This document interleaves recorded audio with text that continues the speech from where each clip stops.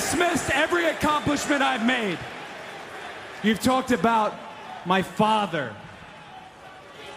Well, you call me an entitled millennial, I call you a carny succubus, because the dirty secret about you, the dirty secret is you need this generation more than it needs you. What up, y'all? It's KMB, the Sexy Ninja, in the place to be for a Paper Saber universe, and this is the New World Podcast, brother. Oh, yeah, look at that. Oh, man, it feels good being elite. And we're talking about AEW, baby, WrestleDream 2025 in St. Louis. Man, the arch on the stage was beautiful. Just a great night of some wrestling, man. And before I watched WrestleDream, I watched The Good, The Bad, The Hangman. Got me in the feels, man. It got me in the feels. And I remember that promo, him going after Moxley, and the medicine isn't working, but I'm still here. You know, millennial, anxious cowboy, you know, I don't know why, but I've been really like just taking in Hangman's like journey. And really diving into some matches and stuff like that. And people who follow this podcast know I was never the biggest Hangman guy. But I have grown to, especially when he won the Owen Hart. I was like, okay. And he had this really great redemption arc of like, yes, I made a mistake. I set this man's house on fire. I've done all these bad things. And it just clicked. We wanted cowboy shit. We wanted him. And for me personally, the whole Death Riders thing, maybe down the road later on, I'm going to look at it and be like, man, that was some really great storytelling with the Death Riders. But being in those 9 months with the Death Riders and Moxley holding the briefcase and keeping the briefcase and then keeping the championship hidden, it was just some really dark times. I didn't care for it, but when you think of that, plus the journey for Hangman to get here, these two fought before in Texas Deathmatch. Like, you know what I mean? Like the arch, even though we're in St. Louis, the whole story itself, connecting itself in so many ways, is just beautiful. Like it really is. It's what professional wrestling is all about, especially when it's good storytelling. And I recommend it highly. It's like 30 minutes. It really got me. I kind of cheered up a bit too with him and Christopher Daniels' interaction, because you can tell there's that love, there's that bond, there's that friendship, and really cool, like how long they've been riding together, you know, and knowing the horse bit that they wanted to do at All In Texas and stuff. And that's why I bought All In Texas, the physical copy, because there was such a special night, a special moment, you know. And I feel like and I need to own the physical copy. I didn't get Double or Nothing. I missed out. It's out of stock, but I'm hoping I'm going to try to collect more of the physical media for AEW, because I'm going to keep it in the archives here. You know what I mean? Like this is the whole place. It's just archives. It's just awesome stuff, man. But yeah, go check it out. The Good, The Bad, The Hangman. Highly recommend it. I'm already like looking at Hangman Adam Page shirts. I definitely want the Millennial Anxious Cowboy one though. All right, here we go. Tony Nigel, Excalibur on commentary. Oh, and before this too, I watched. Before I got to actually watch the show, I watched Being the Elite, and Christopher Dale. There's a really great bit about the Travis Scott shoes. I don't know, it's just good stuff. I love the Bucks, man.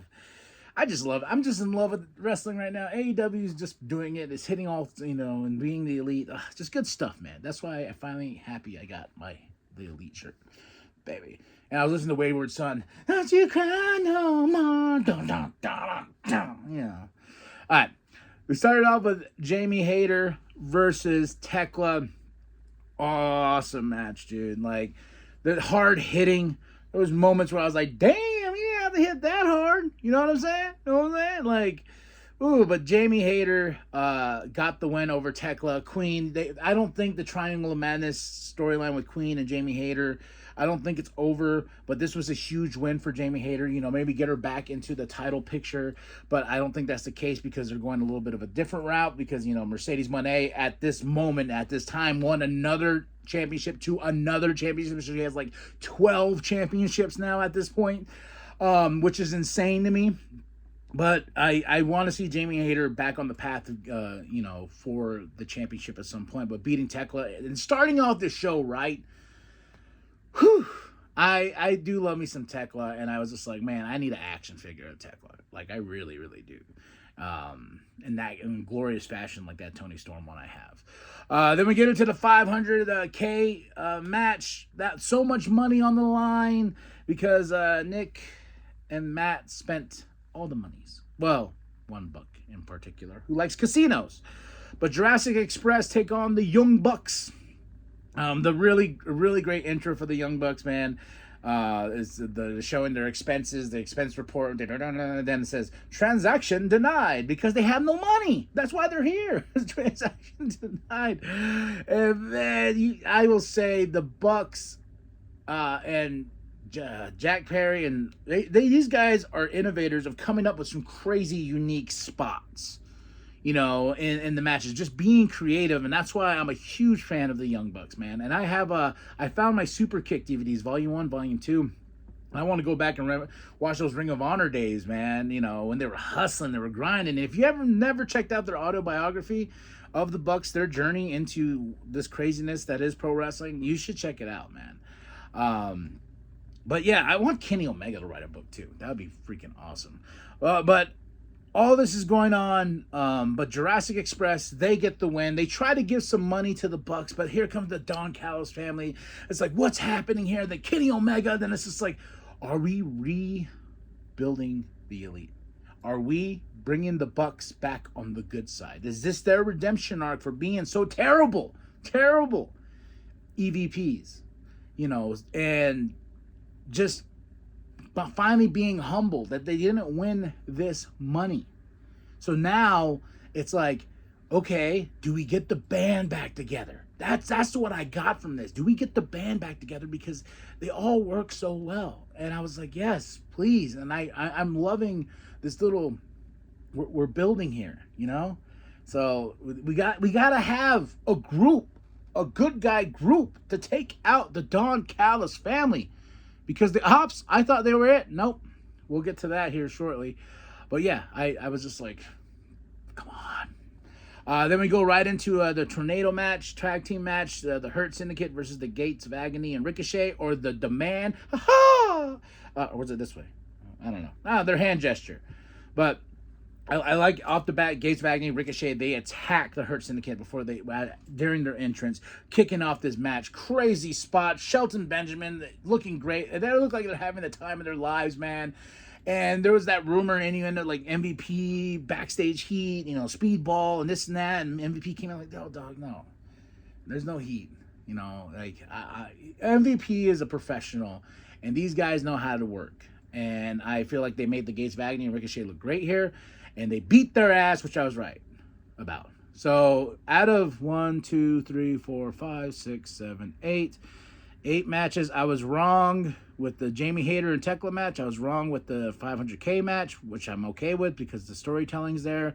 The tag team championship match, I was wrong. I was right 1, 2, 3, 4, 5 times, and I was wrong 3 times. So 5. I gotta say that's pretty good. Yeah, so the Hurt Syndicate get the win here. Then we go into a really awesome battle between Mark Briscoe and Kyle Fletcher. TNT Championship on the line here, folks. TNT Championship on the line.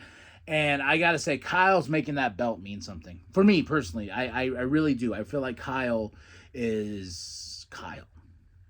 He's Kyle Fletcher, the protostar. I really did enjoy this match. I wanted Mark to win, but I was like, I don't think Kyle Fletcher's losing that championship anytime soon. We're still building him. Don's on commentary. But Kyle did retain the championship and just chef's kiss to Mark Briscoe. Chef's kiss. Then we go right into Tony Storm versus Chris Statlander. Does Tony have what it takes to win that championship back? We're rooting. She has the pale makeup on. She has to prove to herself that she's timeless. And can she beat Chris Statlander one-on-one? Not the case. And my favorite part is the respect afterwards. Tony has some tears and she's holding that championship and she just gives it to Chris. And this is a moment, a symbolic moment of like, yes, bitch, you are the champ. Really great moment, man. And during this, as Chris celebrating, here comes Mercedes Moné with all her belts and everything like that, because she has a match next against Mina. And yeah, this was an open challenge from. But she faces Mina, beats Mina. But what I love about this is Chris Statlander coming out. So we're setting up Chris Statlander and Mercedes Moné. And I'm like, mwah, take my money. Just take it all. God damn it. Oh, there was a really great thing with Mina and Tony. Like, we lost it all. And they're all hugging each other. I'm like, no. Art. Tag team championship match, Brodito versus Okada and Takeshita. I was wrong on this one. Brodito did retain, but my favorite part about this is the fact that we got this awesome Rainmaker and Okada hits Takeshita by accident with my quotations, and he's just like, whoopoosh. He's like, he's just smiling the whole time. I was like, I'm just waiting for him to be like, sorry, bitch. But this was a hard-hitting tag team match, and I'm glad that Okada and Takeshita didn't win. This builds that story between when these two actually collide and clash with each other. Maybe title for title. Oh, maybe. Wait, how many months are away from Wrestle Kingdom? It's October, November, January, February. Wait. Wow, I'm really bad at October, November, December, and January. I don't know. And don't they have that big? You know what's funny is I cannot find that rest. Remember the big show, CML, New Japan, AEW.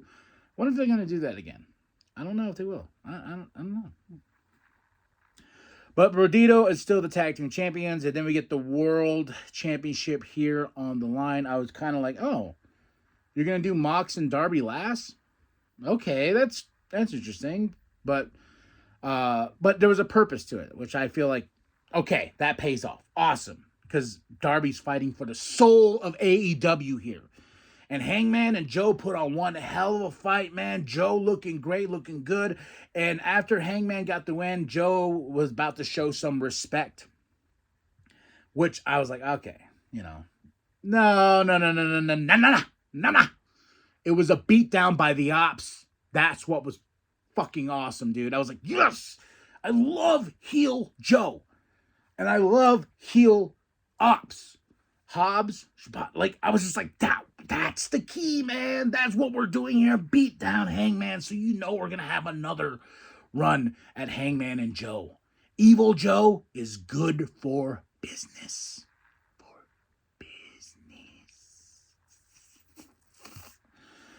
All right, now, the I Quit match.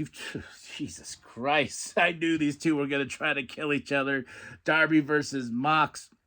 Oh, and I was right on Hangman and Joe retaining the championship. Hangman's not losing anytime soon. He better not, because that's my boy now. Yeah.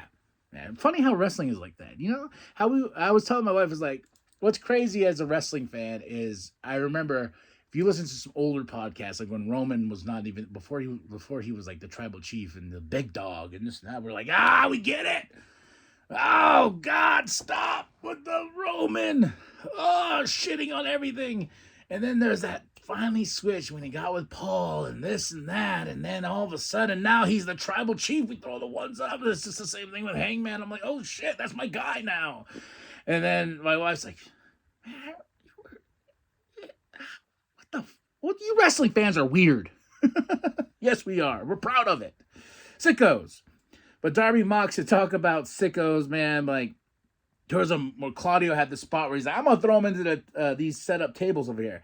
Nah, I'm going to throw his bitch ass all the way to the announce tables. And, man, Claudio showing how strong he is. Just whoosh. And Darby went, whee, boom, crashing. But you think that stopped Darby? No way, no how. Nah. Then we have a fish tank, an aquarium. Yeah, an aquarium.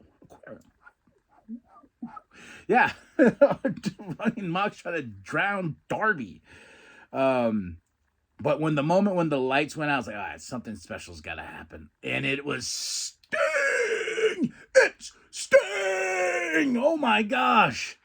Silver hair, beard, because he's been rocking the beard with the face paint and everything like that, helping Darby, throwing the bat to him, basically giving him the baton, and I was just like, this is awesome! Oh my God! These guys have been boys, they've been tag team, like this story paying off tonight with Sting helping Darby and to beat Jon Moxley. And my favorite part's when the credits are rolling. He's holding that flag, that AEW flag that he took to Mount Everest. And I'm just like, yes. Who wins here? The fans. The AEW fans win tonight. Ugh. 5 out of 5. 10 out of 10. I loved WrestleDream 2025. So much good stuff here, man. So my match of the night. Oh, shit, dude. I gotta say Darby and Mox. Like, they definitely sent us home. Jamie Hayter and Tekla, there's so much good stuff here. Moments of the night, I gotta say the tease of the Elite Kenny and all that. I gotta say the Ops beat down, them becoming the bad guys. I was like, all right, I'm game. I'm game for this. Let's go, Dan! Right? But tell me what you thought of the show. Drop those comments below. Hit that like, hit that subscribe. Share with your grandma, share with your grandpa, share with the bum down at Walmart. I am KMB, the Sexy Ninja, and remember that the New World Podcast is for life, brother.